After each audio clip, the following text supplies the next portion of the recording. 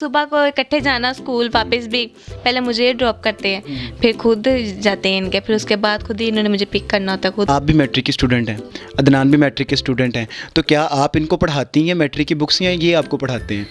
नहीं, हम दोनों एक दूसरे को स्टडी करवा देते होते हैं। तो हमने ये सोचा, मैंने और अदनान के बाबा ने, कि हम जो है ना वो टाइम से पहले ही अदनान को जो है कंट्रोल कर लेंगे और इसे बांध देंगे कि इसका ध्यान जो है ना वो दूसरी लड़कियों में नहीं जाएगा, तो अपनी बीवी होगी, अपने बच्चे होंगे, अपने घर पे ही ज़्यादा फोकस करेगा। अस्सलाम वालेकुम, आप देख रहे हैं पाकिस्तान टुडे और मैं हूं आपका मेज़बान अनीब ज़हीर। नाज़रीन, आज हम मौजूद हैं एक ऐसे जोड़े के साथ के जिनकी एक जैसी उम्र है, यानी कि कमल की उम्र भी 18 साल है और हमारे साथ अदनान मौजूद है, इनकी उम्र भी सिर्फ़ और सिर्फ 18 साल है और ये दोनों निकाह के खूबसूरत बंधन में बंध चुके हैं। देखा यह जाता है नाज़रीन के, कहा जाता है कि हमारी जो ब्राउन फैमिलीज़ हैं वो कहती हैं कि जब तक लड़का अपने पाँव पे खड़ा ना हो जाए शादी नहीं करेंगे, और लड़की भी जब तक तालीम मुकम्मल नहीं कर लेती हम शादी नहीं करेंगे। लेकिन इन्होंने एक मिसाल सेट की है कि आप 18 साल की उम्र में भी शादी कर सकते हैं। खुद दोनों ही मैट्रिक के स्टूडेंट हैं और अपनी इन्होंने तालीम कंटिन्यू की हुई है। तो इनसे जाके बात करते हैं और पूछते हैं कि जब इन्होंने निकाह किया तो पसंद का निकाह था, अरेंज मैरिज थी, और जब निकाह कर रहे थे तो इनके माइंड में क्या सोच क्या थी। अस्सलाम वालेकुम। वालेकुम सलाम। अच्छा अदनान, मुझे आप ये बताओ कि आपकी जो शादी है अरेंज मैरिज है या लव मैरिज है? मेरी शादी अरेंज मैरिज है। अरेंज मैरिज है। जी। अच्छा मुझे ये बताओ कि 18 साल की हो, अभी स्कूल पढ़ रहे हो, तो किसने आपको फोर्स किया था या खुद से ही आपने कहा कि मैंने शादी करनी है? नहीं, इसमें फोर्स वाली क्या बात है। फोर्स तो किसी ने भी नहीं किया। अच्छा आप मुझे ये बताएं कि आपको जब घर वालों ने कहा शादी के लिए तो आपने फ़ौरन हाँ कर दी थी?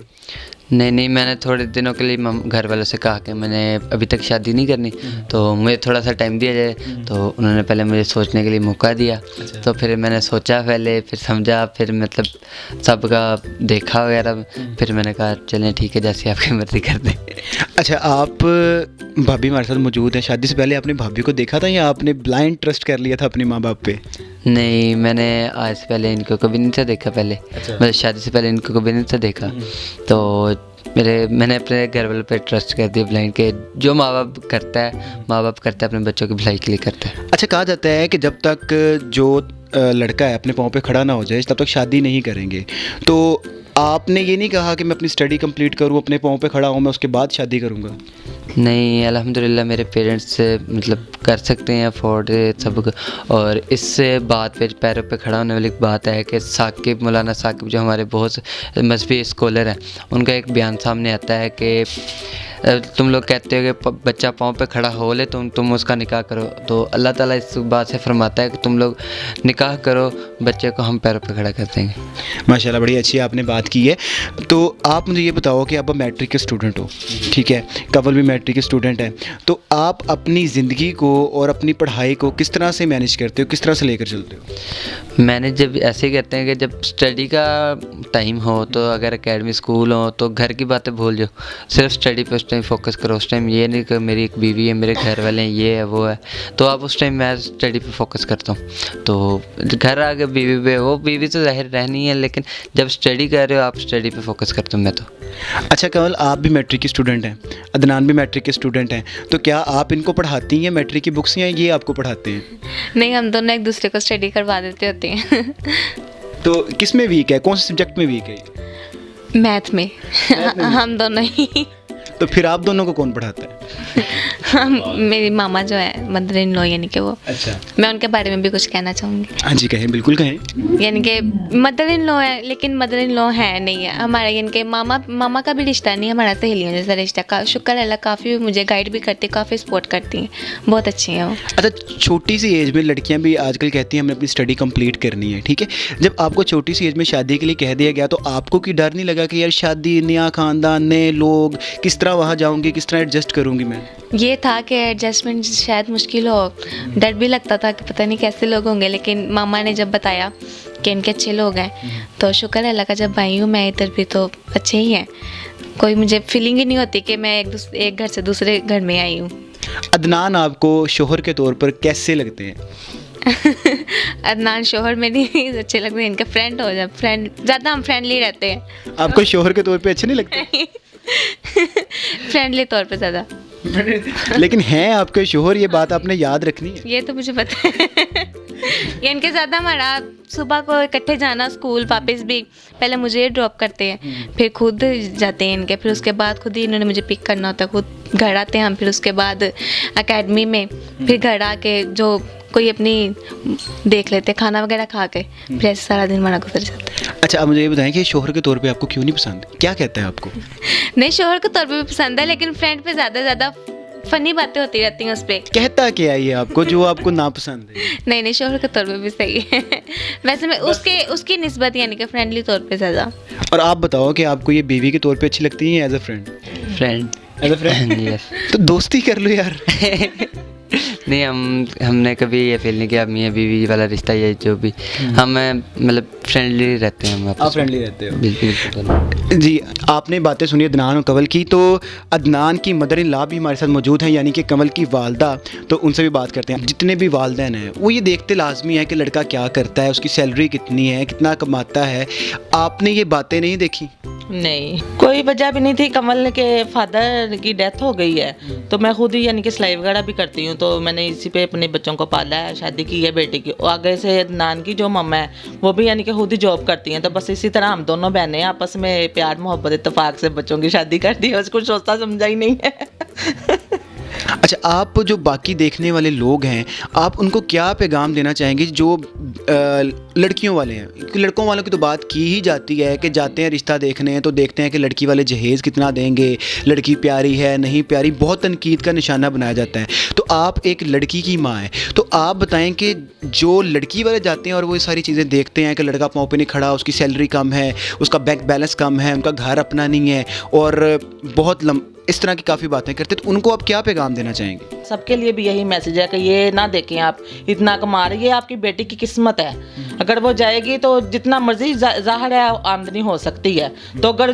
बाज़ लड़कियां जाती हैं तो जो होता है वो भी रुक जाता है। यही मेरा मैसेज है कि यानी कि अल्लाह पे छोड़ें सब कुछ, अल्लाह ताला बेहतर करेगा। अब जी, अभी कंवल की वालदा हमारे साथ मौजूद थी, आपने उनकी बातें सुनी कि उन्होंने बताया कि शादी के बाद लड़का अपने पाँव पे खड़ा हो या ना हो ये आपकी बेटी की अपनी किस्मत है, लेकिन जो लोग ये देखते हैं कि लड़के का बैंक बैलेंस कितना है, लड़का अच्छा कमाता है कि नहीं कमाता, उनका घर अपना नहीं है, ये चीज़ें नहीं देखनी चाहिए, अल्लाह पे तवक्कल करना चाहिए।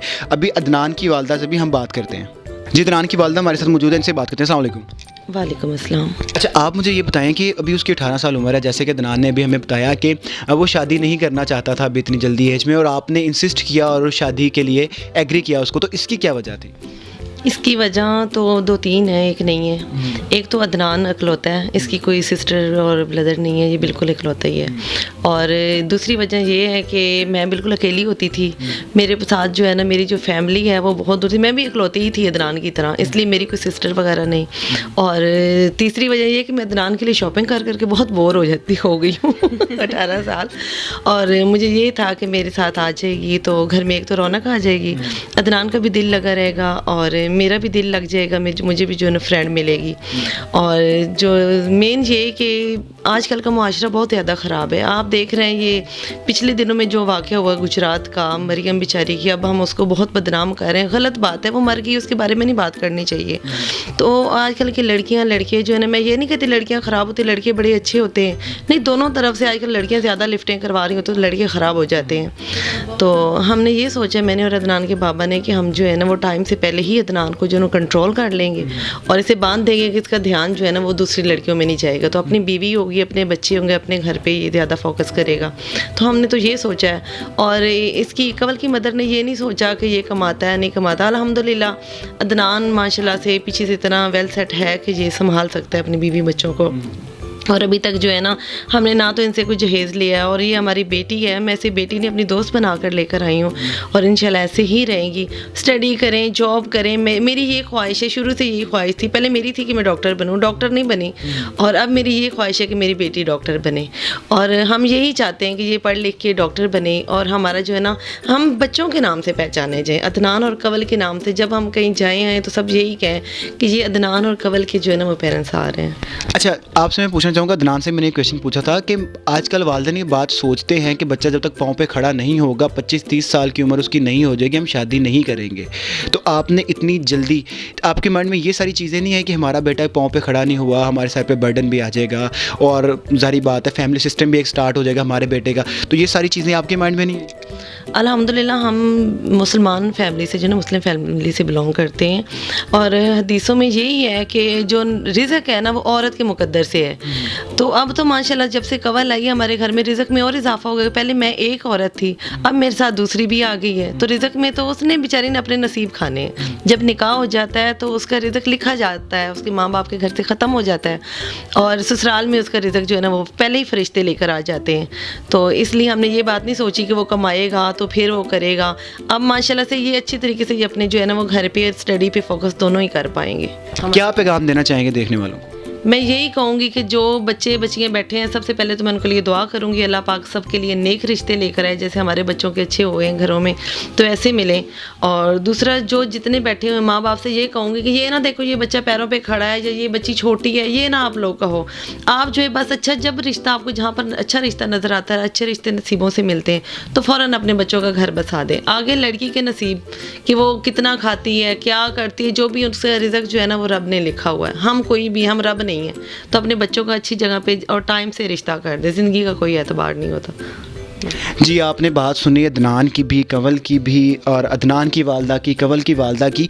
अदनान की वालदा ने और कंवल की वालदा ने दोनों ने बहुत अच्छी बातें की। और एक बात जो पॉइंट है इस शादी का कि इन्होंने शादी क्यों की, वो ये है कि आजकल के जो नौजवान हैं जब बड़े होते हैं, जवान होते हैं, तो वो भटक जाते हैं और बहुत सी ऐसी हरकत में मुलव्वस हो जाते हैं जो कि फ़ैमिली के लिए और वालिदैन के लिए बायसे शर्म होता है। अभी पिछले दिनों जो गुजरात का वाक़या गुजरा वो सबके सामने है। और इस्लाम में भी ये बात है कि लड़की और लड़का जैसे ही बालिग हो जाएं तो उनको निकाह के बंधन में बांध देना चाहिए, और इनका भी इस शादी का मकसद यही है। मुझे दीजिए इजाज़त, अल्लाह हाफ़िज़।